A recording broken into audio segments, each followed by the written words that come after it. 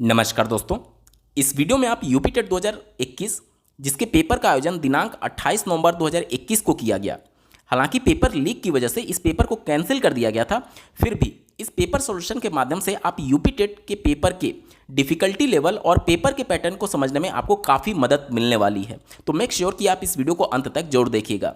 इसके अलावा अगर 2011 से लेकर के अब तक जितने भी यूपी टेट के पेपर का आयोजन हुआ है, ईयर वाइज और सब्जेक्ट वाइज सभी पेपर का कंप्लीट पेपर सॉल्यूशन डिटेल में देखना चाहते हैं तो इस वीडियो के समाप्त होने के बाद से आप इस वीडियो का डिस्क्रिप्शन जरूर चेकआउट कर लीजिएगा। चलिए दोस्तों, आज के इस महत्वपूर्ण वीडियो को शुरू करते हैं।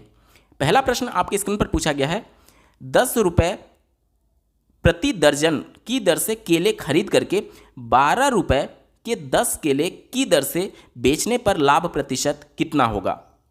देखिए, जब भी हमें लाभ या फिर हानि प्रतिशत निकालना होता है तो एक वस्तु को कितने में खरीदा गया और उसी वस्तु को कितने में बेचा गया, इसके आधार पर हम लाभ या फिर हानि प्रतिशत निकाल रहे होते हैं। यहाँ पर चूंकि 1 दर्जन वस्तु खरीदी गई है और 10 वस्तु को बेची गई है, 10 केले को बेचा गया है, तो सबसे पहले हमें एक केले को कितने में खरीदा गया और उसी केले को कितने में बेचा गया, मतलब एक केले के कॉस्ट प्राइस और एक केले के सेलिंग प्राइस को निकालना होगा, तभी हम लाभ प्रतिशत निकाल सकते हैं। तो कैसे निकालेंगे, देखिए, 1 दर्जन केले को कितने में खरीदा गया, 10 रुपये में खरीदा गया, यानी 12 केले कितने में खरीदे गए, 10 रुपये में। तो एक केला कितने में खरीदा गया होगा, तो 10/12 हो जाएगा। 2 से काट देंगे तो 2 × 10 और 2 × 12, यानी कि एक केले का जो कॉस्ट प्राइस होगा वो कितना हो जाएगा, 5/6 रुपये हो जाएगा। ठीक है, 5/6 रुपये।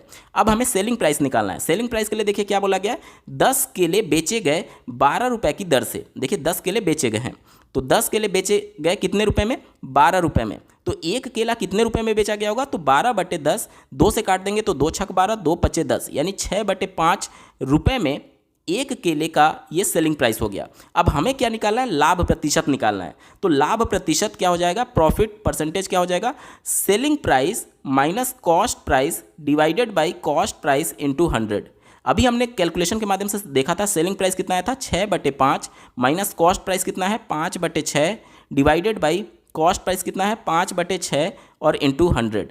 यहाँ से देखिए, अगर हम लोग यहाँ पर एलसीएम लें तो इसका एलसीएम हो जाएगा 30, और उसके बाद से देखिए 5 से डिवाइड करेंगे तो 6 बार में जाएगा, 6 × 6 = 36 हो जाएगा, माइनस 30 को 6 से डिवाइड करेंगे 5 बार में जाएगा, 5 × 25 हो जाएगा, और डिवाइडेड बाई 5/6 ये ऑलरेडी है, और इंटू 100।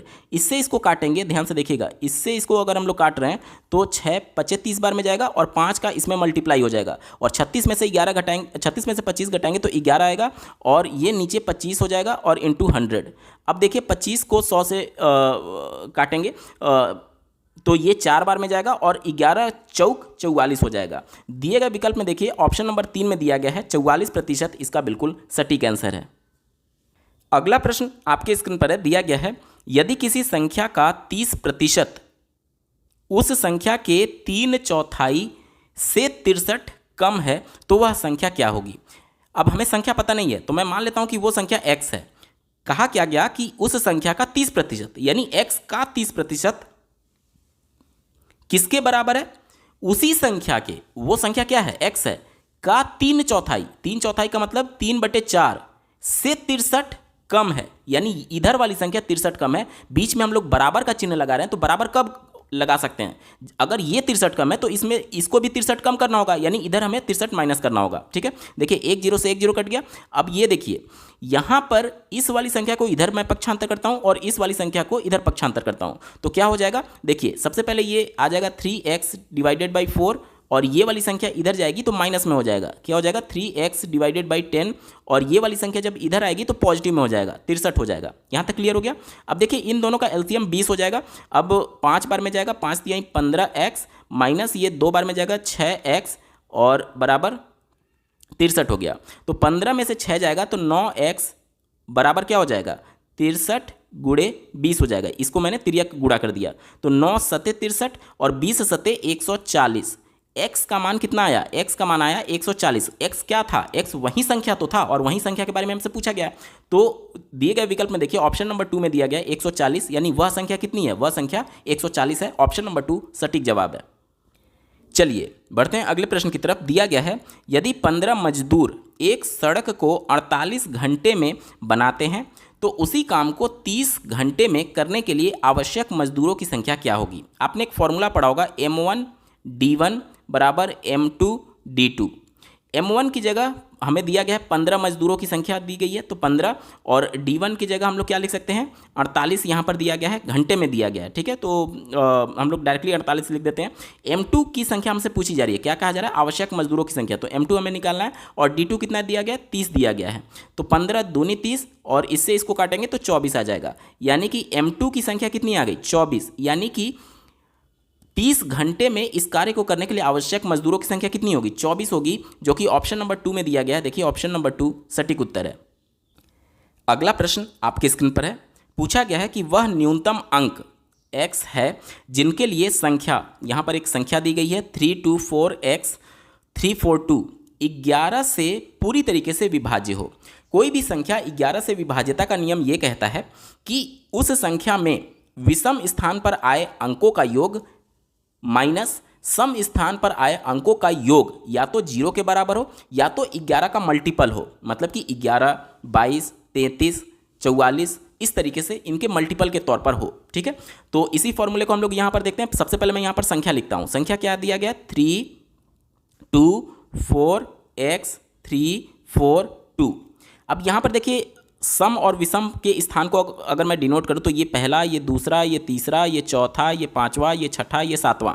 तो मैंने क्या बोला कि 11 से ये संख्या तभी विभाजित हो सकती है जब विषम स्थान पर आए अंकों का योग, देखिए विषम पर कौन कौन से अंक हैं 3 है, 4 है, फिर उसके बाद से 3 है और 2 है, सबको जोड़ दीजिए तो 3 और 4 7, 7 और 3 10, 10 और 2 12, यानी कि 12 माइनस सम स्थान पर आए अंकों का योग। सम स्थान पर कौन कौन से अंक आए हैं, देखिए 2x और 4, यानी कि 2 + x 2 + x हो गया और +4 यानी 6 + x हो गया, 6 + x। अब कहा क्या गया है कि ये संख्या जो है वो 11 से विभाजित है। 11 से विभाजित कब होगी, जब इसका वैल्यू या तो 0 के बराबर आए या 11 का मल्टीपल आना चाहिए, मतलब 11, 22, 33, 44 इस तरीके से आना चाहिए। तो चलिए एक एक करके सभी विकल्पों को देख लेते हैं कि कौन सा इसको सेटिस्फाई कर रहा है। देखिए सबसे पहले चौथे विकल्प से अगर लेकर के चलें 8, अगर हम लोग x का मान माने तो 6 और 8 14 हो जाएगा, और 12 में से 14 घटाएंगे तो -2 आएगा, जो ना तो 0 के बराबर है और ना ही 11 का मल्टीपल है, तो ये हमारा उत्तर नहीं हो सकता। तीसरे विकल्प को लेकर के चलें, 3 दिया गया है तो x की जगह पर 3 रखते हैं तो क्या हो जाएगा 6 + 3 9 हो जाएगा, 12 में से 9 घटाएंगे तो 3 शेष बचेगा, जो कि ना तो 0 के बराबर है ना तो 11 का मल्टीपल है, तो ये भी हमारा उत्तर नहीं हो सकता। दूसरे विकल्प को देखिए दिया गया है 5, अब अगर x की जगह मैं 5 रखता हूँ तो 6 + 5 11 हो गया, और 12 में से 11 घटाएंगे तो 1 बचेगा, जो कि ना तो 0 के बराबर है और ना ही 11 का मल्टीपल है, यानी ये भी हमारा जवाब नहीं हो सकता। अब हमारे पास एक ही विकल्प बचा, ऑप्शन नंबर 1। यहां पर क्या दिया गया 6, अब x की जगह अगर मैं 6 रख देता हूं तो 6 + 6 12 हो जाएगा, और 12 में से 12 घटाएंगे तो जो कि आएगा 0। यही तो 11 से विभाज्यता का नियम है कि विषम स्थान पर अंकों का योग में से सम स्थान पर अंकों के योग को घटाने पर प्राप्त संख्या या तो 0 आए या तो 11 का मल्टीपल आए। हमें यहाँ पर ऑप्शन नंबर 1 के हिसाब से हमारा जो अंक है वो 0 आ रहा है, यानी कि यही इसको सेटिस्फाई कर रहा है, इसलिए ऑप्शन नंबर 1 यहाँ पर बिल्कुल सटीक जवाब हो जाएगा, ठीक है। तो हमसे पूछा गया था x का मान क्या होगा, तो x का मान क्या हो जाएगा, ऑप्शन नंबर 1 6 इसका बिल्कुल सटीक जवाब है। चलिए बढ़ते हैं अगले प्रश्न की तरफ। दिया गया है एक वृत्त और उसके अंदर बनने वाले अधिकतम बड़े वर्ग के क्षेत्रफल का अनुपात क्या होगा। तो मान लेते हैं कुछ इस तरीके से वृत्त होगा, और मैं मान लेता हूं कि इस वृत्त की जो त्रिज्या है वो r है, इसकी वृत्त की त्रिज्या जो है वो r है, तो इसका व्यास क्या हो जाएगा, व्यास बराबर होता है 2r, क्योंकि यहाँ से इधर r हो गया तो यहाँ से इधर भी r होगा, यानी कि इसका व्यास क्या होगा, इसका व्यास 2r हो जाएगा, ठीक है। इसका व्यास क्या हो जाएगा 2r हो जाएगा, ये इसका पूरा व्यास हो गया जो कि 2r के बराबर है, यानी 2 गुणे त्रिज्या। अब किसी भी वृत्त में जो अधिकतम बड़ा वर्ग बन सकता है उसका विकर्ण यही व्यास होता है, और इस पर जब इस वृत्त के अंदर जब हम लोग सबसे अधिकतम बड़ा वर्ग बनाएंगे तो कुछ इस तरीके से बनेगा, ठीक है। और इनके क्षेत्रफल का अनुपात हमसे पूछा जा रहा है, यानी वृत्त का क्षेत्रफल डिवाइडेड बाई वर्ग का क्षेत्रफल। तो वृत्त का क्षेत्रफल क्या होता है, πr² होता है, क्या होता है πr², और डिवाइडेड बाई वर्ग का क्षेत्रफल हमें ज्ञात करना है। वर्ग का क्षेत्रफल हम कैसे निकाल सकते हैं, अगर हमें भुजा पता हो तो हमें इसका विकर्ण पता है और चूंकि वर्ग की चारों भुजाएं बराबर होती हैं, मैं मान लेता हूं कि इसकी चारों भुजाएं ए के बराबर है, ए के बराबर है। तो अब ए का वैल्यू हम लोग कैसे निकाल सकते हैं? देखिए, वर्ग के जितने भी कोण होते हैं वो 90 अंश के होते हैं। तो ये 90 अंश का जब हो गया और ये बराबर है, तो इस तरीके से देखिए कि ये क्या बन रहा है, ये एक समकोण त्रिभुज बन रहा है। और यहाँ पर पाइथागोरस प्रमेय अगर हम लोग लगाएं और इसको लंब, इसको आधार मान लें, तो लंब का स्क्वायर प्लस आधार का स्क्वायर इज इक्वल टू कर्ण का स्क्वायर। और कर्ण यहाँ पर क्या है, यहाँ पर जो कर्ण है वो 2r है, यानी कि 2r का होल स्क्वायर, यानी कि क्या हो जाएगा, 4r स्क्वायर हो जाएगा। इसका होल स्क्वायर कर देंगे तो 4r स्क्वायर हो जाएगा। ठीक है, अब यहाँ से हमें देखिए दोनों को जोड़ देते हैं, तो 2a स्क्वायर बराबर क्या हो जाएगा, 4r स्क्वायर, और 2 से 2 काटेंगे तो क्या हो जाएगा, a स्क्वायर बराबर 2r स्क्वायर हो जाएगा, 2r स्क्वायर। हमसे क्या बोला गया, वृत्त और उसके अंदर बनने वाले अधिकतम बड़े वर्ग के क्षेत्रफल का अनुपात। तो वृत्त का अनुपात हमने ले लिया पाई आर स्क्वायर, और वर्ग का क्षेत्रफल क्या हो जाएगा, भुजा स्क्वायर होता है, और भुजा स्क्वायर का मान कितना आया, 2r स्क्वायर आया, कितना, 2r स्क्वायर। अब देखिए आर स्क्वायर से आर स्क्वायर कट जाएगा, यानी कि वृत्त का क्षेत्रफल और वर्ग के क्षेत्रफल का अनुपात जो आ रहा है वो क्या आ रहा है, पाई बटे 2। और पाई बटे 2 जो है वो एक कांस्टेंट है, एक कांस्टेंट है जिसमें ना तो r की वैल्यू आ रही है और ना ही a की वैल्यू आ रही है। यानी कि जो इसका क्षेत्रफल का अनुपात होगा वो ना तो वृत्त पर निर्भर कर रहा है और ना ही वर्ग पर निर्भर कर रहा है। ठीक है, यही हमसे प्रश्न पूछा गया था। तो ध्यान से देखिए क्या दिया गया विकल्प, एक एक करके सभी विकल्पों को हम लोग देख लेते हैं। ठीक है, चौथा विकल्प दिया गया वर्ग के विकर्ण के बराबर होगा, जो कि गलत है, क्योंकि इनका अनुपात कितना आ रहा था, पाई आर स्क्वायर, और डिवाइडेड बाई ए स्क्वायर का मान कितना आ रहा था, वो आ रहा था पाई बाई 2। कितना आ रहा था, पाई बाई 2 आ रहा था। ठीक है, अब यहां पर देख लीजिए कि कहा जा रहा था वर्ग के विकर्ण के बराबर है, जो कि गलत है। वर्ग की भुजा के समानुपाती होगा, वर्ग की भुजा के समानुपाती नहीं है, क्योंकि यहां पर वर्ग की भुजा का मान अगर इस तरीके से a करके आता तब हम लोग मानते, लेकिन यहां पर वर्ग की भुजा का मान आ ही नहीं रहा है, तो ये भी नहीं होगा। पहला विकल्प देखिए वृत्त की त्रिज्या से समानुपाती होगा, वृत्त के त्रिज्या के समानुपाती तब माना जाता जब इनके अनुपात इस तरीके से आता, लेकिन ये भी नहीं आ रहा है, तो ये भी हमारा उत्तर नहीं होगा, यानी ये भी गलत जवाब है। एक ही विकल्प बचा, वृत्त पर निर्भर नहीं होगा। बिल्कुल सही बात है, क्योंकि वृत्त पर निर्भर तभी मानेंगे जब उसमें आर का कहीं पर भी जिक्र आए। आर का यहाँ पर कहीं जिक्र नहीं है, यानी कि ये वृत्त पर और वर्ग पर कहीं पर भी निर्भर नहीं कर रहा, ना तो वर्ग पर और ना ही वृत्त पर।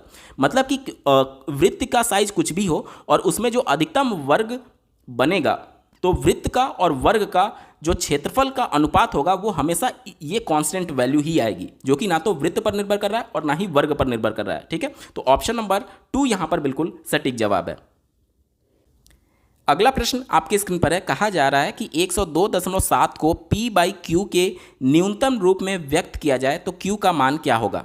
अब देखिए हम लोग 102.7 को अगर p/q के रूप में लिखना चाहें तो कैसे लिख सकते हैं, 1027 और डिवाइडेड बाई 10 लिख सकते हैं, तभी तो 10 से भाग दे करके यहाँ पर दशमलव लग रहा है। ठीक है, इतना लिख सकते हैं। अब अगर इन दोनों को अगर हम लोग काटना चाहें अंश और हर को, तो कोई भी संख्या नहीं है जो कि दोनों को काट दे। इस वजह से यहाँ पर ये फिक्स हो गया कि ये जो ऊपर वाला मान है ये p है और नीचे वाला जो मान है वो q होगा। तो हमसे क्या बोला गया, q का वैल्यू क्या होगा, तो q का वैल्यू यही वाली संख्या होगी, ऑप्शन नंबर 1 में दिया गया 10 इसका बिल्कुल सटीक उत्तर होगा। अगला प्रश्न आपके स्क्रीन पर है, दिया गया है कि 600 रुपये साधारण ब्याज की दर से 4 वर्ष में 720 रुपये हो जाता है। यदि ब्याज की दर 2% बढ़ा दी जाए तो यह धन कितना होगा। तो या तो डायरेक्टली हम लोग यहाँ से 2% और निकाल करके और इसमें डायरेक्टली हम लोग जोड़ सकते हैं, ये पहला तरीका ये हो सकता है। या फिर अगर आप ट्रेडिशनल विधि से चलना चाहें तो सबसे पहले हमें रेट ऑफ इंटरेस्ट यहाँ पर निकालना पड़ेगा। तो साधारण ब्याज जो होता है उसका फॉर्मूला आपने पढ़ा होगा, मूलधन गुणे दर गुणे समय बटे 100। अब यहाँ पर साधारण ब्याज हम लोग कैसे निकालेंगे, जितना पैसा आपने निवेश किया था और जितना अमाउंट हो गया, अमाउंट में से निवेशित अमाउंट को घटाने पर हमारा इंटरेस्ट मिल जाएगा। तो 720 में से 600 घटा देंगे तो हमें 120 रुपये यहाँ पर ब्याज मिला, और मूलधन कितना है, 600 रुपये है, और यहाँ पर रेट ऑफ इंटरेस्ट हमें निकालना है, और समय यहाँ पर दिया गया 4 वर्ष डिवाइडेड बाई 100। 2 जीरो से 2 जीरो कट जाएगा, 4 से अगर इसको काटें तो 30 बार में जाएगा और 6 से काटे तो 5 बार में जाएगा, यानी कि रेट ऑफ इंटरेस्ट कितना आया 5%। अब यही रेट ऑफ इंटरेस्ट को कहा गया है कि अगर 2% से बढ़ा दिया जाए, यानी कि 5% हमारा रेट ऑफ इंटरेस्ट मिल रहा था, तब हमारा मूलधन 600 से बढ़कर के 720 हुआ था। अगर इसमें 2% और बढ़ा दिया जाए, यानी कि अब जो हमारा R2 हो गया वो 7% हो गया, तब पूछा जा रहा है कि यह धन कितना होगा। ठीक है, तो अब इसी के हिसाब से अगर हम लोग इंटरेस्ट निकालें तो क्या हो जाएगा, मूलधन यानी कि 600 गुणे दर जो कि हम लोग 7% लेंगे, और समय जो कि 4 वर्ष का है, और डिवाइडेड बाई 100। देखिए 2 जीरो से 2 जीरो कट जाएगा, 7 छक 42 हो जाएगा, 42 और गुणे 4, 4 दूनी 8 और 4 चौके 16, 168 रुपया ये हमारा टोटल इंटरेस्ट बनेगा। और मूलधन कितना था 600 रुपया, तो 600 में 168 डायरेक्टली जोड़ दीजिए तो कितना आ जाएगा 8, 6 और ये 7, 768 रुपया। ऑप्शन नंबर 1 में दिया गया 768 रुपया इसका बिल्कुल सटीक जवाब होगा। अगला प्रश्न बहुत इंपॉर्टेंट है, ध्यान से देखिएगा। पूछा जा रहा है कि निम्नलिखित में से कौन सही नहीं है, जो निगेटिव वाला होगा वही हमारा सही जवाब होगा। ठीक है, चलिए पहले विकल्प से शुरुआत करते हैं। कहा जा रहा है कि दो पूर्णांकों का योग एक पूर्णांक होता है। पूर्णांक किसे कहते हैं, तो निगेटिव में अगर कोई संख्या है जैसे -3, -2, -1, 0, फिर 1, 2, 3 अनंत तक ये चले, और इधर भी अनंत तक चले, तो ये संख्या जो होती है इसे पूर्णांक बोलते हैं। ठीक है, यानी निगेटिव वाले अंक भी शामिल होंगे, 0 भी शामिल होगा, और पॉजिटिव वाले अंक भी शामिल होंगे। कहा जा रहा है कि दो पूर्णांकों का योग सदैव पूर्णांक होता है। एक बार देख लेते हैं, जैसे कि अगर एक पूर्णांक मैं ले लूँ और दूसरा पूर्णांक मैं 3 ले लूँ, इन दोनों को जोड़ेंगे तो 4 आ रहा है, जो कि पूर्णांक होता है। अगर निगेटिव को शामिल करते हुए देखें, पहली संख्या को अगर -3 ले लेते हैं, दूसरी संख्या को +2 ले लेते हैं, तो यहाँ पर -1 आ रहा है, और -1 भी एक पूर्णांक होता है। अब एक बार 0 ले करके देखते हैं, देखिए -1 को अगर मैं 0 में जोड़ देता हूँ तो -1 आता है, जो कि एक पूर्णांक ही है। ठीक है, तो ये हर कंडीशन में दो पूर्णांकों का योग हमेशा क्या आ रहा है, पूर्णांक आ रहा है। तो ये तो बिल्कुल सही स्टेटमेंट है, सही स्टेटमेंट है, तो हमारा जवाब नहीं हो सकता, क्योंकि प्रश्न हमसे निगेटिव वाला पूछा गया है। चलिए दूसरे विकल्प की बात कर लेते हैं। कहा जा रहा है कि दो परिमेय संख्याओं का योग एक परिमेय संख्या होती है। परिमेय संख्या उस संख्या को बोलते हैं जिसको P/Q के फॉर्म में हम लोग लिख सकते हैं। मान लेते हैं कि पहली परिमेय संख्या 3/4 है और दूसरी परिमेय संख्या 5/6 है। अब अगर इन दोनों का योग मैं करूं, और इन दोनों का योग करने के लिए मैं LCM 12 ले लेता हूं, तो ये कितना हो जाएगा 9, और ये कितना हो जाएगा 10 हो जाएगा, यानी 19 बटे क्या हो जाएगा 12 हो जाएगा, 19/12।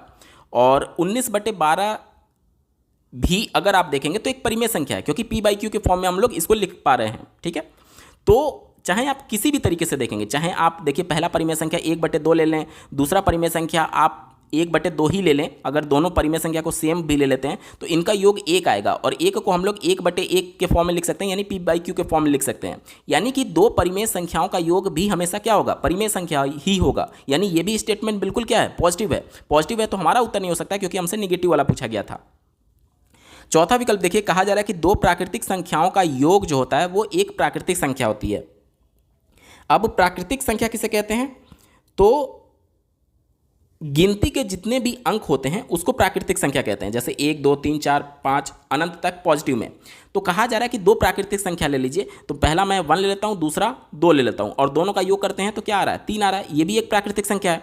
चाहे कोई भी आप ले लीजिए, जैसे 5 ले लेता हूं, 10 ले लेता हूं, जोड़ने पे 15 आएगा, ये भी एक प्राकृतिक संख्या है। तो ये भी पूरी तरीके से सेटिस्फाई कर रहा है, यानी कि ये भी पॉजिटिव है, इसलिए हमारा जवाब नहीं होगा। अब पहला, दूसरा और चौथा पॉजिटिव है, तो हमारा जवाब नहीं होगा, क्योंकि प्रश्न में हमसे निगेटिव पूछा गया था। अब हमारे पास केवल एक ही विकल्प बचा, ऑप्शन नंबर 3, और यही इसका सही जवाब होगा। एक बार क्रॉस वेरीफाई कर लेते हैं। कहा जा रहा है कि दो अपरिमेय संख्याओं का योग एक अपरिमेय संख्या होती है। अपरिमेय संख्या किसे कहते हैं, जिसको P/Q के फॉर्म में नहीं लिखा जा सकता। ठीक है, जैसे कि √5 ये एक अपरिमेय संख्या है। इसके अलावा 2 - √3 ये भी एक अपरिमेय संख्या है। तो एक अपरिमेय संख्या मैं ये ले रहा हूं, और दूसरा अपरिमेय संख्या मैं √3 ले रहा हूं। ठीक है, क्योंकि दोनों को हम लोग P/Q के फॉर्म में नहीं लिख सकते, तो दोनों अपरिमेय संख्या है। अब इन दोनों का योग बोला जा रहा है, दोनों को मैं जोड़ दे रहा हूं। जोड़ने पर ये संख्या इससे कट जाएगी, और हमें क्या मिल जाएगा, 2 मिल जाएगा, जो कि 2 जो है वो हम लोग इस तरीके से 2/1 लिख सकते हैं, यानी P/Q के फॉर्म में लिख सकते हैं। यानी कि दो अपरिमेय संख्याओं को जोड़ने पर जो संख्या हमें प्राप्त हुई वो परिमेय प्राप्त हो रही है, जिसे P/Q के फॉर्म में लिख सकते हैं। जबकि विकल्प में क्या बोला जा रहा है कि दो परिमेय संख्याओं का योग एक अपरिमेय संख्या होती है, जो कि गलत है। देखिए, एक अपरिमेय संख्या ये, एक अपरिमेय संख्या ये मैंने लिया, दोनों को जोड़ा तो जो संख्या में प्राप्त हुई वो परिमेय संख्या प्राप्त हो रही है, जिसे p/q के फॉर्म में लिख सकते हैं। और प्रश्न में हमसे यही बोला गया था कि कौन सा निगेटिव वाला विकल्प है, तो यही गलत विकल्प है, यानी निगेटिव है, और इसीलिए यही हमारा सही जवाब होगा। अगला प्रश्न आपकी स्क्रीन पर है, पूछा गया है कोई संख्या अपने 20% से 60 अधिक है तो वह संख्या क्या होगी। मान लेते हैं कि वो संख्या x है, ठीक है, x है, तो कहा जा रहा है कि अपने 20% से, तो x का 20% जो होगा क्या हो जाएगा, इतना हो जाएगा। अब ये जो संख्या हमें प्राप्त हुई, कहा जा रहा है कि अपने 20% से 60 अधिक है, यानी कि जो संख्या थी x ये 60 अधिक है, तो हमें क्या करना है, दोनों का बराबर हम लोग कर रहे हैं, तो हमें क्या करना होगा, इधर भी 60 जोड़ना होगा, तभी तो हम लोग यहाँ पर बराबर लिख सकते हैं। उम्मीद करता हूँ चीज़ों को आप समझ पा रहे होंगे। अब इससे इसको काट देते हैं, 2 से ये 5 बार में जाएगा, ठीक है, तो अब हो जाएगा x/5 + 60 = x। अब देखिए इसको मैं इधर पक्षांतर करता हूँ तो क्या हो जाएगा, x - x/5 = 60, और यहाँ पर एलसीएम 5 हो जाएगा, ये 5x - x और बराबर 60, तो ये हो जाएगा 4x, और इधर ये तिर्यक गुणा करने पर ये 300 हो जाएगा, ठीक है, और इससे इसको काटेंगे तो ये 75 बार में जाएगा, यानी x का मान कितना आ गया, 75, यानी वो संख्या क्या है, 75 है। एक बार क्रॉस वेरीफाई कर लेते हैं क्या ये उत्तर सही है। देखिए कहा गया कि संख्या अपने 20% से, अब 75 का 20% अगर आप निकालेंगे तो कितना आएगा, 75 का 20%, 20 2500 15 आएगा। कहा जा रहा है कि ये जो 15 है संख्या से, संख्या कितना था, संख्या तो हमारा 75 है, 15 जो है वो संख्या से 60 अधिक है, हमने बराबर लगाया तो इधर हमने 60 जोड़ा था, 60 जोड़ देंगे तो ये भी 75 आ जाएगा, वही चीज़ तो पूछा जा रहा है, तो ऑप्शन नंबर 4 75 इसका सटीक जवाब है। अगला प्रश्न आप अपने स्क्रीन पर देख पा रहे होंगे, पूछा गया है संख्या 3070 के सर्वाधिक निकट 17 से पूरी तरह विभाजित होने वाली प्राकृतिक संख्या है। अब यहाँ पर जो हमें संख्या दिया गया है 3070, अगर मैं इसको 17 से डिवाइड कर देता हूँ तो देखिए कितनी बार में जाएगा, 17 एकम 17, यहाँ पर बच जाएगा 13, और यहाँ से 7 उतार लेते हैं तो कितनी बार में जाएगा, ये जाएगा 8 बार में, 136 आ जाएगा, और एक और यहाँ पर जो शेष हमारा ये 0 बचा था इसको मैं उतार देता हूँ, यानी कि ये वाली जो संख्या में दी गई है 3070, जिसको अगर हम लोग 17 से डिवाइड कर रहे हैं तो 10 हमारा शेषफल बच रहा है। अब अगर ये शेषफल ना बचे, इसके लिए क्या जरूरी है कि ये जो संख्या है वो कितनी होती, 3060 होती। तो अगर ये संख्या 3060 होती तो ये पूरी तरीके से विभाजित हो जाता, यही प्रश्न में हमसे पूछा जा रहा है। तो क्या 3060 हमारा विकल्प में दिया गया, तुरंत इसको उत्तर लगा दें, नहीं, तुरंत अगर आप उत्तर लगाएंगे तो सावधानी हटते ही दुर्घटना यहाँ पर घट सकती है, क्योंकि प्रश्न में हमसे एक और चीज़ पूछा गया, सर्वाधिक निकट। तो हमें ये तो हमने देख लिया कि जितना हमारा शेष बच रहा था उसको हमने घटा दिया, तो ये संख्या इससे पूरी तरीके से विभाजित हो रही है, लेकिन हमने ये वाला कंडीशन है उसको अभी क्रॉस वेरीफाई नहीं किया है कि सर्वाधिक निकट कौन सा होगा।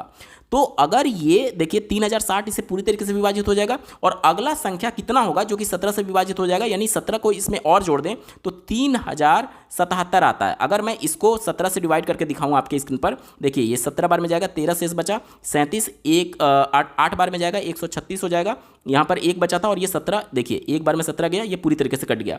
यानी कि इससे आप समझ पा रहे होंगे कि ये वाली संख्या जो है 3077, ये भी पूरी तरीके से 17 से विभाजित हो रही है। तो अब हमारा ऑप्शन में 3077 भी दिया गया है, तो हम किसे सही माने, 3060 को या फिर 3077 को। तो हमसे प्रश्न में क्या बोला गया कि सर्वाधिक निकट। तो अब देखिए 3070 के निकट कौन है, 3070 से ये 10 कम है और 3070 से ये 7 अधिक है, तो सबसे निकट कौन होगा। अगर मैं इसको इस तरीके से रेखा चित्र पर अगर मैं इसको डिनोट करना चाहूँ तो ये 3000 मान लीजिए 70 है, जो कि प्रश्न में हमसे दिया गया है, और इसके 1 2 3 4 5 6 7 8 9 10 इधर जब आप जाएंगे तो ये जाकर के 3060 आएगा, ठीक है, और इधर 7 आपको चलना होगा, 1 2 3 4 5 6 7, तो ये आएगा 3077। तो इसमें और इसमें निकटतम कौन है, ये वाला निकटतम है, ना कि आपका ये वाला है, क्योंकि ये 10 इससे कम है, जबकि ये इससे केवल कितना 7 अधिक है। इसको ऐसे समझिए, ये इससे 10 कदम दूर है और ये इससे 7 कदम दूर है। तो हमसे बोला गया निकटतम कौन है, तो निकटतम तो यही हुआ ना, चाहे आप पॉजिटिव में लीजिए या फिर निगेटिव में लीजिए। ये वाला हमारा निगेटिव यानी इधर चलने पर हमारा आ रहा है, और ये वाला पॉजिटिव यानी इधर चलने पर आ रहा है, लेकिन दोनों में निकटतम कौन है, तो निकटतम हमारा यही है, यानी कि हमारा उत्तर क्या होगा 3077। हम लोग तुरंत इसको देखते हैं कि 10 शेषफल बच रहा है, इसमें से 10 को घटा करके ये वाला उत्तर मार करके हम लोग चल जाते हैं, लेकिन ये विकल्प गलत होता है, क्योंकि हमसे अगर निकटतम की बात नहीं की रहती तब एक बार विचार किया जा सकता था, लेकिन सर्वाधिक निकटतम की बात की जा रही है, इस वजह से ऑप्शन नंबर 3 यहाँ पर बिल्कुल सटीक जवाब हो जाएगा। उम्मीद करता हूँ आपको चीज़ें समझ में आ रही होंगी। ठीक है, ऑप्शन नंबर 3 सटीक उत्तर है। अगला प्रश्न आप अपने स्क्रीन पर देख पा रहे होंगे, पूछा गया है क्रय मूल्य और विक्रय मूल्य का अनुपात 5:4 है, तो हानि प्रतिशत बताइए।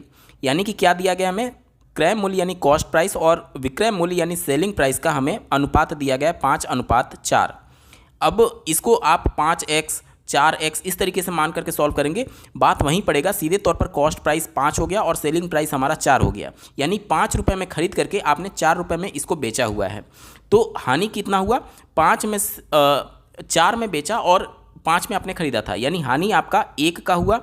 ठीक है, और कॉस्ट प्राइस पर हम लोग लाभ या फिर हानि निकालते हैं। कॉस्ट प्राइस कितना है 5 है, और प्रतिशत में कन्वर्ट करने के लिए 100 से मल्टीप्लाई कर देंगे, यानी कि हमें कितने प्रतिशत का हानि हुआ, 20% का, जो कि ऑप्शन नंबर 1 में दिया गया विकल्प नंबर 1 सही जवाब होगा।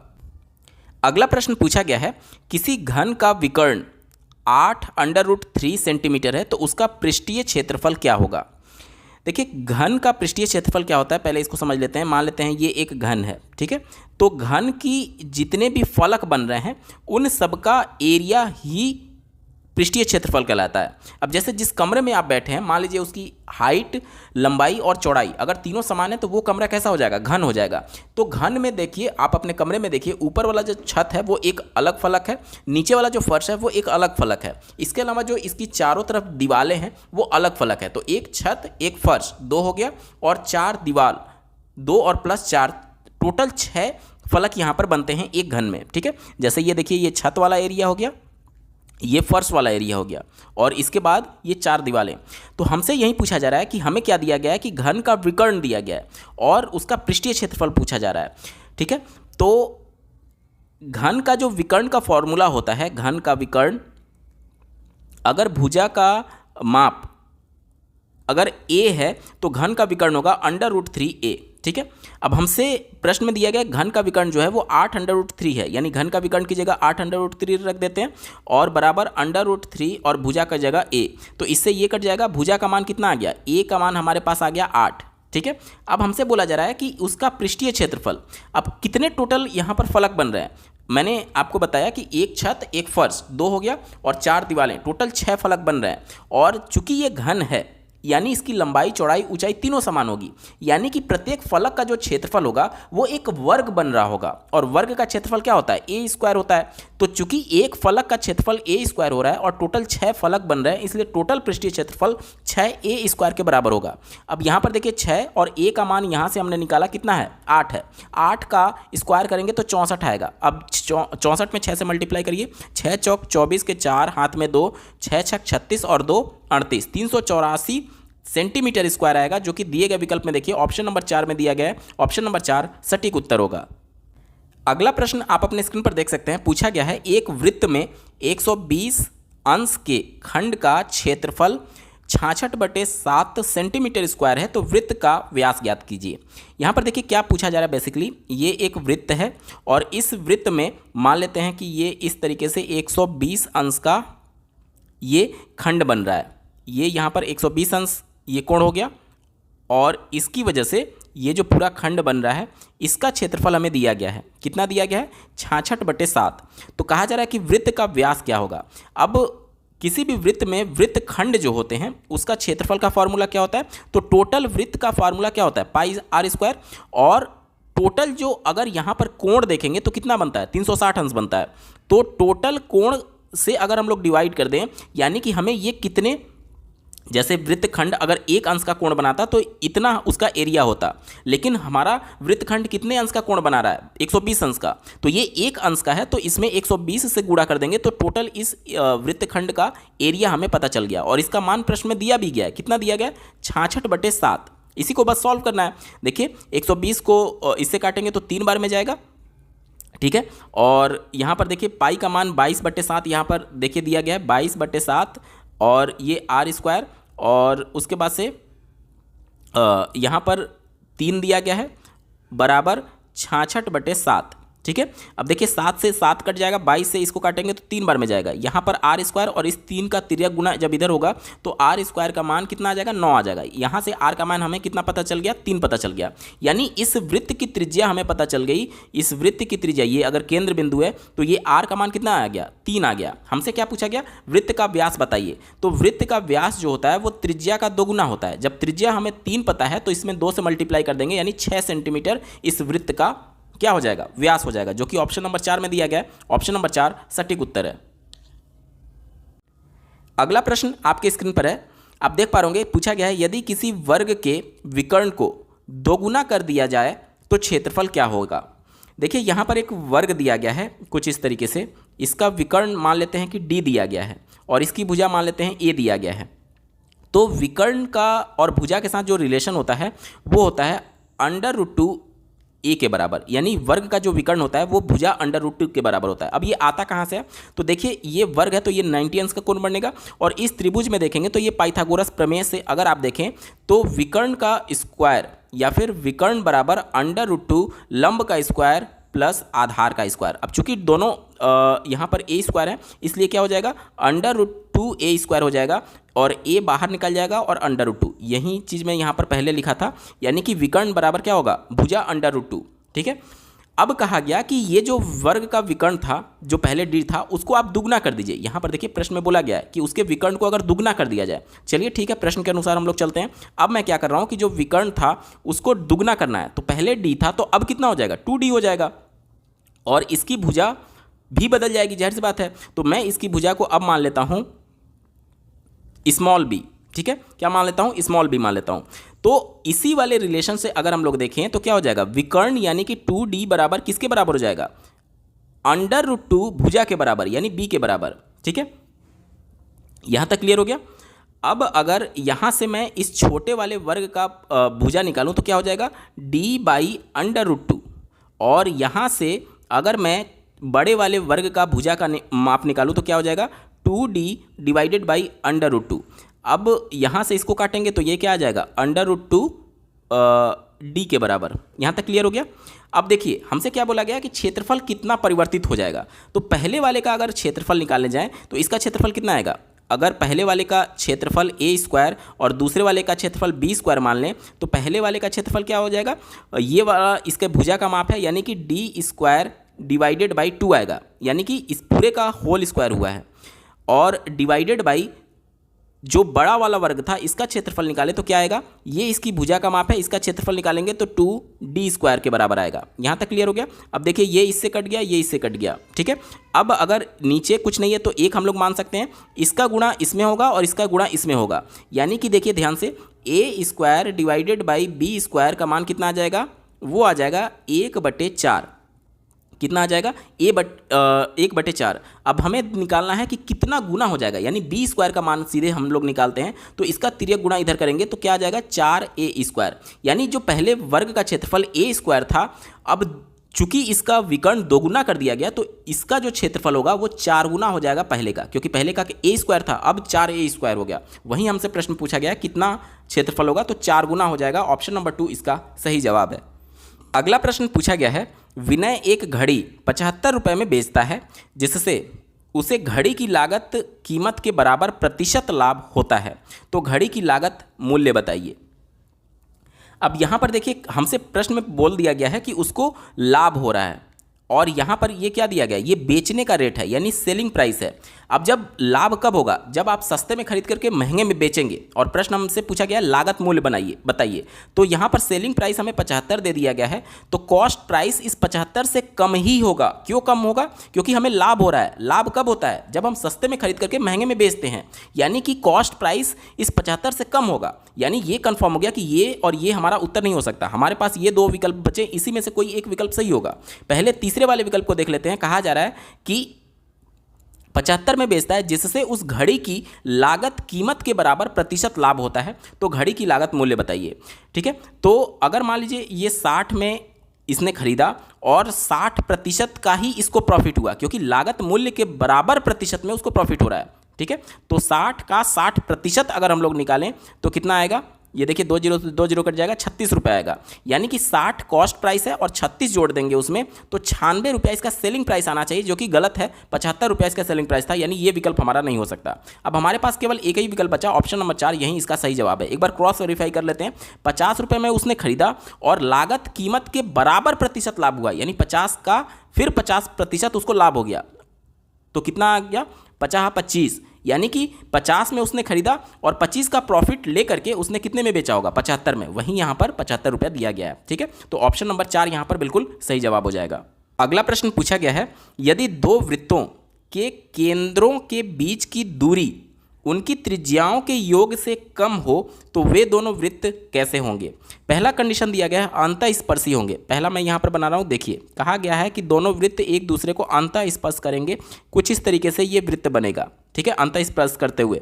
अब बड़े वाले वृत्त का केंद्र बिंदु अगर यहाँ पर है और छोटे वाले का केंद्र बिंदु यहाँ पर है, तो इनके बीच की दूरी, यही तो बोला गया है केंद्रों के बीच की दूरी, यानी कि अगर ये ए है और ये बी है तो ए बी का मान कितना आएगा, ए बी का मान जो आएगा, देखिए ये वाला केंद्र बिंदु है और ये बड़े वाले का परिधि है, तो अगर यहाँ से यहाँ तक मान लें, यहाँ से यहाँ तक, यानी कि ये क्या है ए ओ हो जाएगा और यहाँ से यहाँ तक ओ बी हो जाएगा, यानी कि ए बी क्या आएगा ए ओ माइनस ओ बी, यानी कि अगर बड़े वाले की त्रिज्या अगर हम लोग आर मान लें, ये ए ओ क्या है बड़े वाले की त्रिज्या है, यानी कि आर माइनस ये ओ बी क्या है छोटे वाले की त्रिज्या, यानी कि दोनों के केंद्रों के बीच की दूरी क्या हो जाएगी, दोनों के त्रिज्याओं के अंतर के बराबर हो जाएगी। जबकि प्रश्न में क्या कहा गया है, योग की बात की गई है, तो ये वाला विकल्प हमारा उत्तर नहीं हो सकता। ठीक है, दूसरा कंडीशन दिया गया बाह्य स्पर्शी होंगे। बाह्य स्पर्शी का मतलब कि बाहर से एक दूसरे को टच करेंगे कुछ इस तरीके से।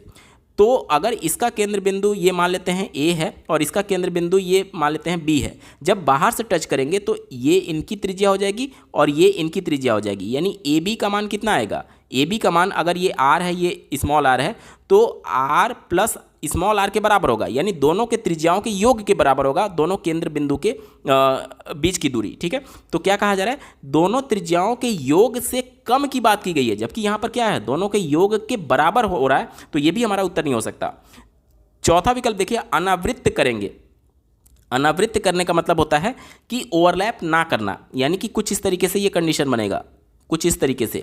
अब इनके बीच की अगर केंद्रों के बीच की दूरी अगर हम लोग निकालें, यानी कि अगर ये ए है ये बी है और इसका त्रिज्या आर है इसका त्रिज्या स्मॉल आर है, तो इनके बीच की दूरी ए बी जो होगी वो क्या होगी, वो आर प्लस स्मॉल आर से ज़्यादा होगी। क्यों ज़्यादा होगी, क्योंकि आर तो बस यहीं तक है ना और स्मॉल आर बस यहीं तक है। बाकी अगर इस वाले पॉइंट को देखें, ये वाला जो इतना दूरी है तो ये एक्स्ट्रा हो रहा है, इसीलिए ये क्या होगा, दोनों के केंद्रों के बीच की दूरी ज़्यादा होगी आर दोनों त्रिज्याओं से। तो ये भी चूंकि हमसे कम पूछा गया है तो ये भी हमारा उत्तर नहीं हो सकता। अब हमारे पास केवल एक ही विकल्प बचा, ऑप्शन नंबर 3, प्रतिच्छेदित करेंगे। प्रतिच्छेदित करने का मतलब कि एक दूसरे को इस तरीके से वृत्त काटते हुए बढ़ेंगे।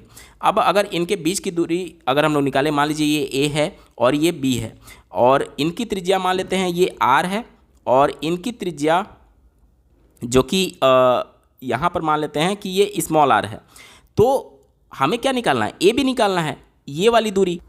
अगर मैं आर प्लस स्मॉल आर लिख दूं, यानी कि ये पूरा और ये पूरा, तो ये वाला जो पार्ट है वो 2 बार जुड़ गया, यानी कि ये तो तय हो गया कि इसके बराबर नहीं होगा, इससे कम ही होगा। क्यों कम होगा, क्योंकि ये वाला पार्ट 2 बार जुड़ रहा है और ए बी यानी दोनों के केंद्रों के बीच की दूरी दोनों त्रिज्याओं के योग से कम आ रही है। किस कंडीशन में, प्रतिच्छेदित करेंगे तब कंडीशन में। और यही तो हमसे पूछा गया है कि वृत्तों के केंद्र के बीच की दूरी जो है वो उनकी त्रिज्याओं के योग, इनकी त्रिज्याओं का योग यही तो है से कम हो, यही तो है कम हो रहा है, यानी दोनों केंद्रों के बीच की दूरी उनकी त्रिज्याओं के योग से कम हो रहा है। किस कंडीशन में, जब ये एक दूसरे को प्रतिच्छेदित करेंगे। ऑप्शन नंबर 3 सही जवाब होगा। अगला प्रश्न देखिए पूछा गया है अंक विन्यास 1, 5, 2, 10, 15, 4, 20 में विलुप्त संख्या क्या होगी। तो मैं यहाँ पर श्रृंखला लिखता हूँ, देखिए 1 दिया गया है, फिर 5 दिया गया है, फिर 2 दिया गया है, फिर 10 दिया गया है, फिर डैश दिया गया है, फिर 15 दिया गया है, फिर 4 दिया गया है, फिर 20 दिया गया है। अब अल्टरनेट अगर डिजिट्स को आप देखें तो 1 के बाद 2 आया, 2 के बाद अगर हम लोग यहाँ पर 3 मान लें, अभी मैं सिर्फ एज्यूम कर रहा हूँ, ठीक है, ये कंफर्म नहीं है, 3 मैं मान लेता हूँ, तो 3 के बाद 4 आया, यानी कि ये सीरीज कंप्लीट हो रहा है 1, 2, 3, 4। उसके बाद से ऊपर वाले को अगर हम लोग देखें तो 5 दूनी 10, यानी कि यहाँ 2 से मल्टीप्लाई हुआ, ठीक है। फिर 5 का पहाड़ा 3 बार पढ़ेंगे, 5 तिहाई 15 यानी 5 गुणे 3 हुआ। फिर 5 चौके 20 यानी कि 5 का पहाड़ा हम लोग यहाँ पर पढ़ रहे हैं, ठीक है। और नीचे वाले में क्या कर रहे हैं कि एक एक बढ़ाते जा रहे हैं, 1 + 1 2, 2 + 1 3, 3 + 1 4, यानी कि ये पूरी तरीके से सेटिस्फाई हो रहा है। तो यहाँ पर उत्तर क्या हो जाएगा, ऑप्शन नंबर 4 में दिया गया 3 सही जवाब होगा। अगला प्रश्न आपके स्क्रीन पर है, दिया गया है यदि ए और बी धन पूर्णांक संख्याओं को 6 से विभाजित करने पर शेषफल क्रमशः 4 और 5 प्राप्त होते हैं, तब a² + b² को 6 से विभाजित करने पर शेषफल कितना प्राप्त होगा। अब यहाँ पर देख लीजिए, a और b का जब आप मान निकालने जाएंगे तो बहुत लेंदी प्रोसेस हो जाएगा। तो जो कंडीशन दिया गया उसी से हम लोग न्यूनतम संख्या को लेकर के चलते हैं। जैसे कि a का मान कितना माने कि 6 से भाग देने पर वो 4 शेषफल दे दे। तो अगर मैं a का मान न्यूनतम यानी सबसे छोटी संख्या 10 मान लेता हूँ तो कितना आ जाएगा, देखिए 10 में 6 से भाग देंगे तो एक बार में जाएगा और 4 यहाँ पर शेष भी बच रहा है, यानी कि ये कंडीशन क्या हो रही है, फुलफिल हो रही है, शेषफल 4 बच रहा है a का मान 10 मानने पर। अब अगर b का मान मैं यहाँ पर 11 मान लेता हूँ और 6 से भाग देते हैं तो शेषफल यहाँ पर 5 आता है। पहला कंडीशन ये हो सकता है। दूसरा कंडीशन अगर मैं ये मान करके चलूँ कि a का मान अगर मैं 16 मान लूँ, a का मान 16 मान लूँ और 6 से डिवाइड करते हैं तो 2 बार में जाएगा, 6 दूनी 12 और यहाँ पर भी शेषफल कितना आ रहा है, 4 आ रहा है, यानी कि ये भी कंडीशन फुलफिल हो रही है। और अगर b का मान मैं यहाँ पर 17 मान लूँ, 17 मान लूँ तो भी 2 से भाग देने पर 6 से भाग देने पर 2 बार में जाएगा, 6 दूनी 12 और शेषफल कितना बचेगा, 5 बचेगा। यानी कि ये 2 कंडीशन में लेकर के आपको सेटिस्फाई करके दिखाने की कोशिश कर रहा हूँ कि चाहे आप a और b का मान कुछ भी माने, अगर ये दोनों कंडीशन फुलफिल हो रही है तो इसका जो मान आएगा वो a का ही आएगा। चलिए पहले कंडीशन को लेकर के चलते हैं। अब a का मान 10 और b का मान 11 लेकर के अगर इसका मान हम लोग निकालें तो 10 का स्क्वायर करेंगे तो कितना आएगा, 100 आएगा, और 11 का स्क्वायर करेंगे तो 121 आएगा। दोनों को जोड़ देंगे तो 221 आएगा। इसमें 6 से हमें भाग देने के लिए बोला जा रहा है, तो भाग देने पर शेषफल कितना आएगा, 6 से भाग देते हैं तो 6 त्रिक 18 हो जाएगा, 4 बचा, 6 41 हो गया, तो 6 छक 36 और शेषफल हमारा कितना बच गया, शेषफल हमारा 5 बच गया। अब इस वाले कंडीशन को लेकर के देखते हैं। कहा जा रहा है a स्क्वायर कर दीजिए, तो 16 का स्क्वायर कितना होता है 256 और 17 का स्क्वायर कितना होता है 289। दोनों को जोड़ देते हैं तो 9 6 15 का 5 हाथ में 1, 8 और 1 9, 9 5 14 का 4 हाथ में 1, 2 1 3 और 1 3 और 2 5। इसमें हमें 6 से भाग देना है तो 6 9 54, ठीक है, 6 9 54 हो गया और उसके बाद से ये 0 लग जाएगा और शेषफल यहाँ पर 5 बच जाएगा, ठीक है। शेषफल यहाँ पर कितना बच जाएगा, 5 बच जाएगा, ठीक है। तो दोनों कंडीशन में देखिए a का मान 16 और b का मान 17 लेने पर भी शेषफल 5 आ रहा है और a का मान 10 और b का मान 11 लेने पर भी शेषफल यहाँ पर 5 आ रहा है। तो कोई भी कंडीशन जिसमें इस कंडीशन को ये फुलफिल करेगा हमेशा शेषफल क्या आएगा, 5 ही आएगा। ऑप्शन नंबर 2 सही जवाब होगा। अगला प्रश्न आप अपने स्क्रीन पर देख पा रहे होंगे, पूछा गया है यदि किसी वर्ग की भुजा में 10% की वृद्धि कर दी जाए तो उसके क्षेत्रफल में कितने प्रतिशत की वृद्धि हो जाएगी। अब देखिए भुजा जो वर्ग दिया गया है इसका जो क्षेत्रफल होता है वो भुजा स्क्वायर होता है, भुजा स्क्वायर होता है। तो उस कंडीशन में हमें क्या करना है कि जब हम लोग यहाँ पर चूंकि भुजा स्क्वायर की बात हो रही है, यानी कि भुजा में हमें जैसे ये वाला जब 10% बढ़ेगा तो ये भी तो बढ़ेगा, तभी तो a स्क्वायर यानी आएगा। तो इस तरीके के जब 2D डायमेंशन वाले इस तरीके के भुजा में या फिर इस तरीके की परिवर्तन की जाती है तो क्षेत्रफल में जो परिवर्तन होता है उसका फॉर्मूला होता है +-x +-y +-xy divided by 100। अब यहाँ पर क्या कहा गया है, वृद्धि करने की, यानी एक भुजा को बढ़ाएंगे तो दूसरी भुजा भी वृद्धि ही होगी, यानी x का मान भी हमें पॉजिटिव में 10% लेना है और y का मान भी 10% लेना है और गुणे x + y, x गुणे y यानी कि 100 हो जाएगा और डिवाइडेड बाई नीचे 100 यहाँ पर है तो 100 से 100 कट जाएगा तो एक बार में जाएगा 10 और 10 20 और 1 21, यानी कि उसके क्षेत्रफल में कितना वृद्धि हो जाएगा, 21% का वृद्धि हो जाएगा। ऑप्शन नंबर 2 सही जवाब है। चलिए अगला प्रश्न पूछा गया है, मोहन की 5 वर्ष पूर्व उम्र तथा 9 वर्ष बाद का उम्र का गुणनफल 15 है, तब मोहन की वर्तमान आयु क्या होगी। मान लेते हैं कि उसकी वर्तमान आयु x है। अब कहा जा रहा है कि 5 वर्ष पूर्व इसकी आयु कितनी हो जाएगी, x - 5 हो जाएगी और 9 वर्ष बाद इसकी उम्र कितनी हो जाएगी, अभी अगर x है तो 9 वर्ष बाद कितनी हो जाएगी, x + 9 हो जाएगी, का गुणनफल कहा जा रहा है कि 15 के बराबर है। कितना है, 15 के बराबर है। तब मोहन की वर्तमान आयु बताइए। तो देखिए इसको सॉल्व करते हैं, x² + 9x और इसका करेंगे तो -5x, यानी कि प्लस का 4x आ जाएगा और यहाँ पर माइनस का 45 और बराबर 15। अब इसको इधर पक्षांतर करेंगे तो ये आकर के माइनस और इसमें जुड़ जाएगा, यानी कि x² + 4x - 60 = 0 हो जाएगा। ठीक है, अब हमें इस तरीके से गुणनखंड करना है कि उसको जोड़ने पर 4 आना चाहिए और गुणा करने पर यहाँ पर माइनस में 60 आना चाहिए। इसको हम लोग लिख सकते हैं x² + 10x - 6x - 60 = 0। यहाँ से x कॉमन लें तो x + 10 हो जाएगा और -6 कॉमन लें तो x + 10 हो जाएगा। ठीक है, = 0। अब यहाँ से x + 10 कॉमन ले लेते हैं तो दूसरी जगह क्या बच जाएगा, x - 6 = 0। अब अगर इस या तो ये 0 होगा या तो ये 0 होगा, x + 10 को अगर 0 मानेंगे तो x का मान क्या आएगा, -10। क्या किसी व्यक्ति की आयु माइनस में हो सकती है, नहीं हो सकती, यानी ये हमारा उत्तर नहीं हो सकता। दूसरा कंडीशन देखिए, x - 6 बराबर 0 लेंगे तो x का मान 6 आएगा। अब ये पॉजिटिव में है, यानी उस व्यक्ति की, यानी मोहन की जो वर्तमान आयु है वो 6 वर्ष है। क्यों, क्योंकि x हम क्या माने थे, उसकी वर्तमान आयु, तो यानी उसका वर्तमान आयु कितना हो जाएगा, 6 वर्ष। एक बार कंडीशन को फुलफिल करके दिखाते हैं। अब अगर उसकी आज की डेट वर्तमान आयु 6 वर्ष है तो 5 साल पहले उसकी आयु कितनी होगी, 6 में से 5 घटा देंगे, यानी 1 वर्ष का वो होगा। और 9 वर्ष बाद, अभी अगर 6 वर्ष का है तो 9 वर्ष बाद कितने का होगा, 15 वर्ष का होगा। तो 5 वर्ष पूर्व और 9 वर्ष बाद के उम्र का गुणनफल, ये 5 वर्ष पूर्व का है और ये 9 वर्ष बाद का है, इनके उम्र का गुणनफल कहा गया है कि 15 के बराबर आएगा। तो 1 × 15 15 ही तो आ रहा है, यानी ये पूरी तरीके से सेटिस्फाई कर रहा है, यानी कि मोहन की वर्तमान आयु कितनी है, 6 वर्ष। सही जवाब हो जाएगा।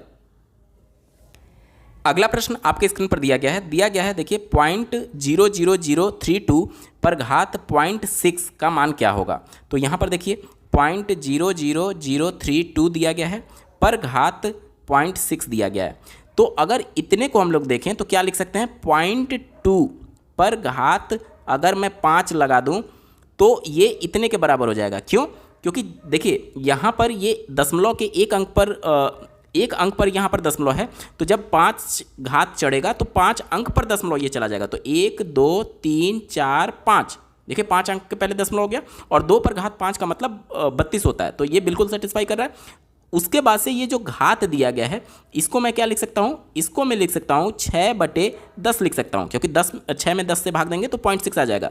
अब 2 से इसको काट देते तो 2 × 6 और ये 2 × 5 = 10। अब घातांक के नियम से घात के ऊपर जब घात होता है तो वो आपस में गुणा हो जाता है, यानी कि 2 पर 0.2 और इस पर घात 5 है और गुणे कितना हो जाएगा, 3/5 हो जाएगा। अब ये 5 से 5 कट जाएगा, अब हमारा कितना बचेगा, 0.2 पर घात 3 बचेगा, यानी कि 0.2 × 0.2 × 0.2, 2 दूनी 4 दूनी 8 और 1 2 3 अंक पर दशमलव में लगाना है। तो 1 अंक ये हो गया, 2 अंक ये हो गया और 3 अंक ये, इतना दशमलव हो जाएगा। अब देखिए किस वाले वैल्यू में दिया गया है, ऑप्शन नंबर 2 में दिया गया है। ऑप्शन नंबर 2 सटीक जवाब है।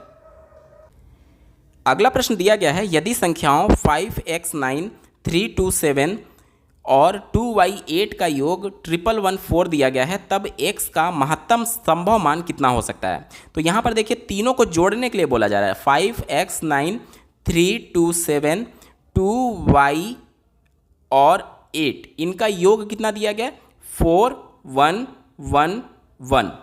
अब देखिए कैसे ये संभव हो सकता है। देखिए 9 7 16, 16 और 8 24, 24 का 4 यहाँ पर आ गया।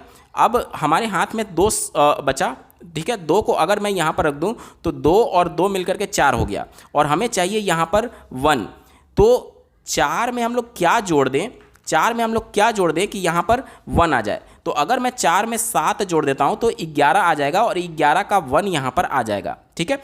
तो हमें 7 जोड़ना पड़ेगा, यानी कि x और y दोनों का जो योग होगा x + y वो कितने के बराबर होगा, वो आपका होगा 7 के बराबर, ठीक है। अब अगर y का मान यहाँ पर 0 हो जाए तो x का मैक्सिमम मान कितना हो सकता है, 7 के बराबर हो सकता है। वहीं तो बोला गया कि x का मैक्सिमम संभव मान कितना हो सकता है, तो वो 7 के बराबर हो सकता है। ऑप्शन नंबर 3 यहाँ पर बिल्कुल सटीक जवाब हो जाएगा। अगला प्रश्न आपके स्क्रीन पर दिया गया है, पूछा गया है परिमेय संख्या 0 2/5 ये निगेटिव में दिया गया है। संख्या से बड़ी परिमेय संख्या कौन सी है? अब यहाँ पर देखिए, अगर इसका मान आप देखेंगे तो वैसे ये 0 ही आएगा, लेकिन यहाँ पर निगेटिव एक साइन दिया गया है, बाकी सब में आपको निगेटिव दिखेगा, ठीक है।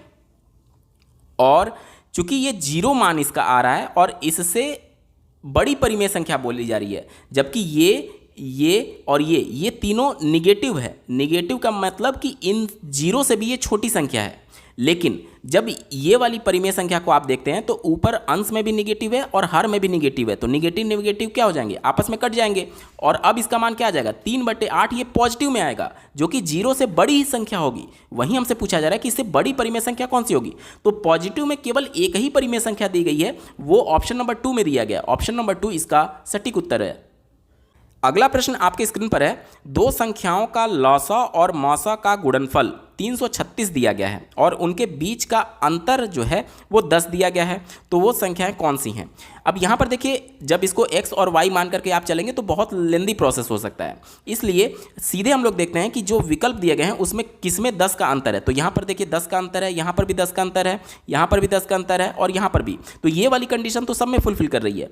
अब जो आपने फॉर्मूला पढ़ा है, दो संख्याओं का गुणनफल, यानी कि पहली संख्या अगर x मान लेता हूं और दूसरी संख्या y मान लेता हूं, बराबर किसका होता है, दोनों संख्याओं का मौसा गुणे लौसा। अब देखिए प्रश्न में हमसे लौसा और मौसा का गुणनफल पहले ही दे रखा है, यानी इसके जगह पर हम लोग कितना रख सकते हैं, 336 रख सकते हैं।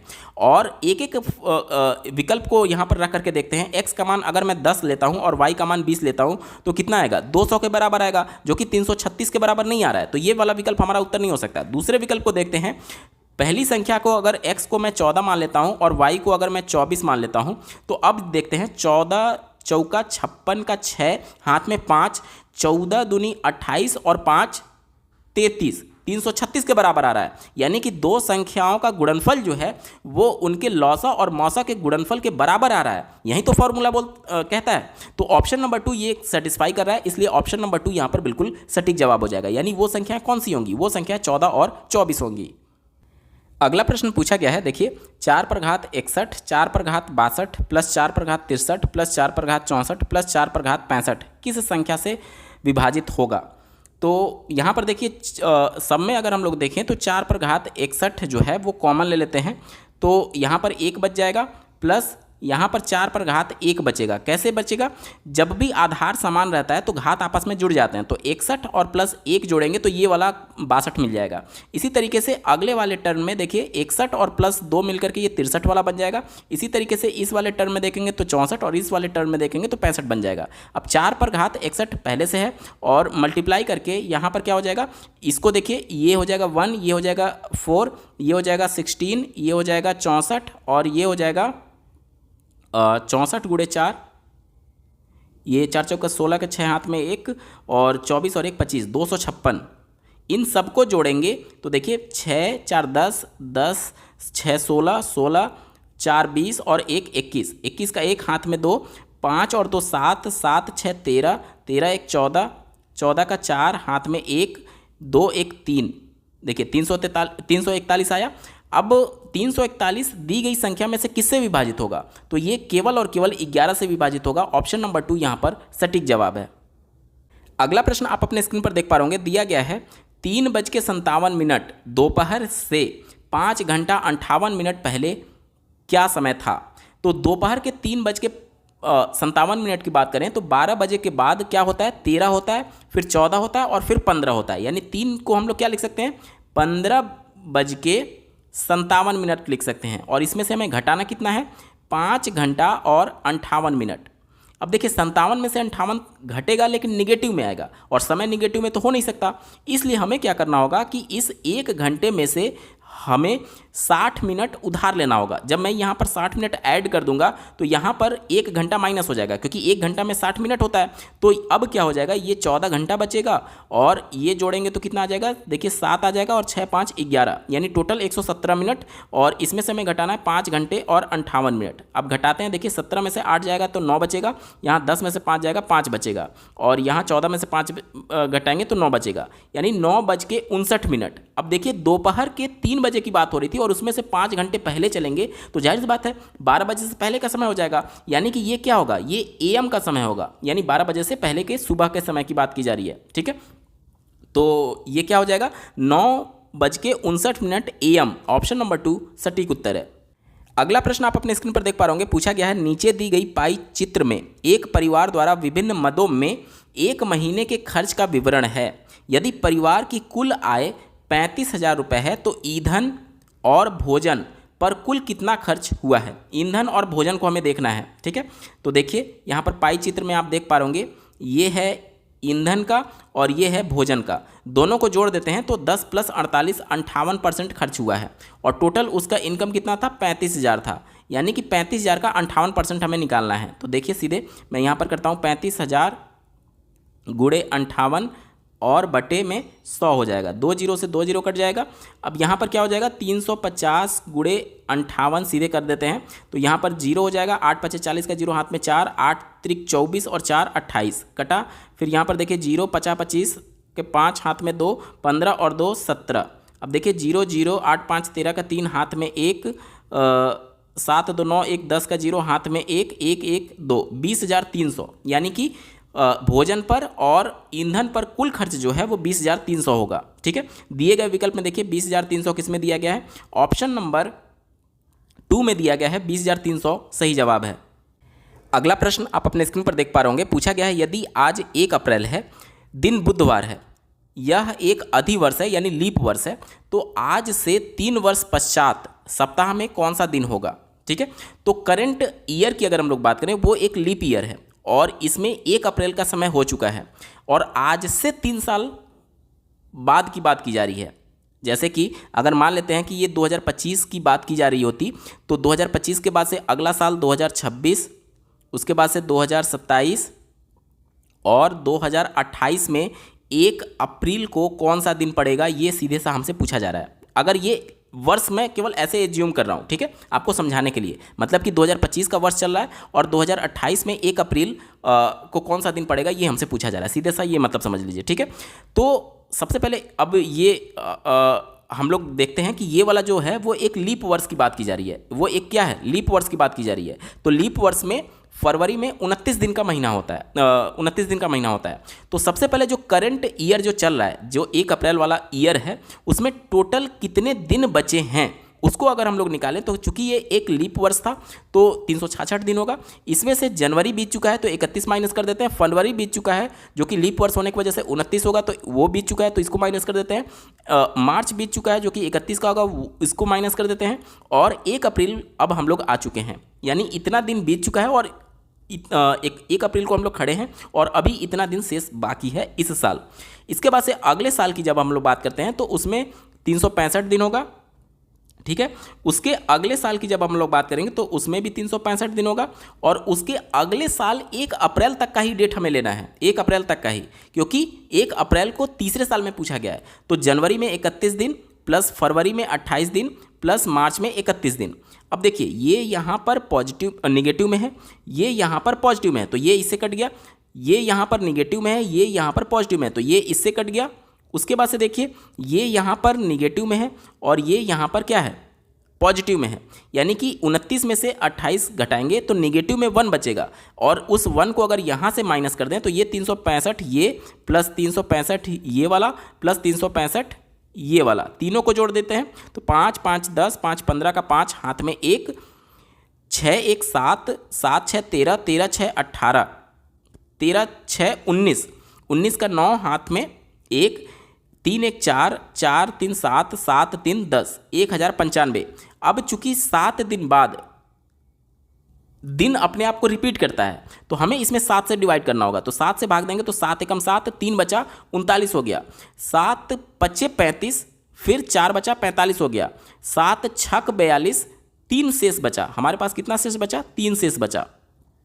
तो 156 जो है वो कंप्लीट वीक बनेगा, यानी 156 वीक के बाद फिर से क्या आ जाएगा, 156 वीक के बाद फिर से बुधवार आ जाएगा। क्या आ जाएगा, बुधवार आ जाएगा और इसमें 3 दिन जो शेष बचा वो हमें जोड़ना पड़ेगा। तो बुधवार के बाद पहला दिन बृहस्पतिवार, उसके अगले दिन शुक्रवार और उसके अगले दिन शनिवार। देखिए बुधवार के बाद पहला दिन, दूसरा दिन और तीसरा दिन, यही तो 3 शेष बचा था। यानी कि कौन सा दिन पड़ेगा? शनिवार पड़ेगा, जो कि ऑप्शन नंबर 1 में दिया गया है। विकल्प नंबर 1 सही जवाब है। अगला प्रश्न आपके स्क्रीन पर है, दिया गया है दिए गए न्यून कोण के पूरक व समपूरक कोणों का अंतर क्या होगा।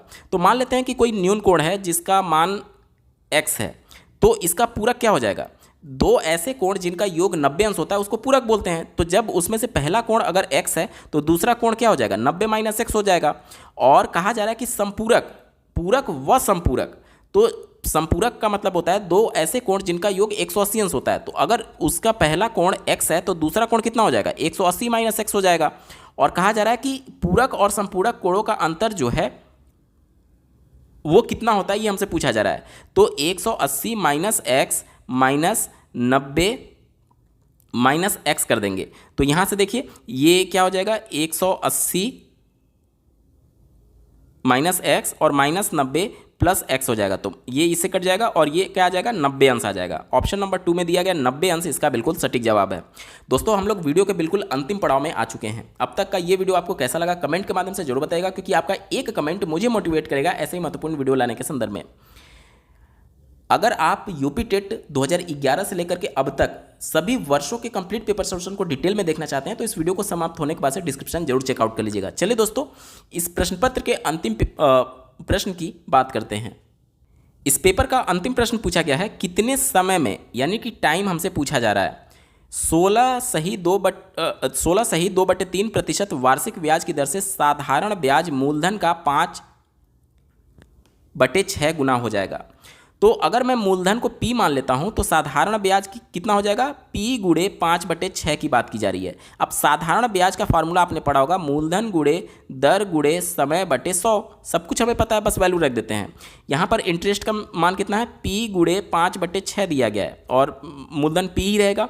R रेट ऑफ इंटरेस्ट कितना दिया गया है? 16 त्रिक 48 और प्लस 2 50/3 दिया गया है। और समय हमसे पूछा जा रहा है बटे 100।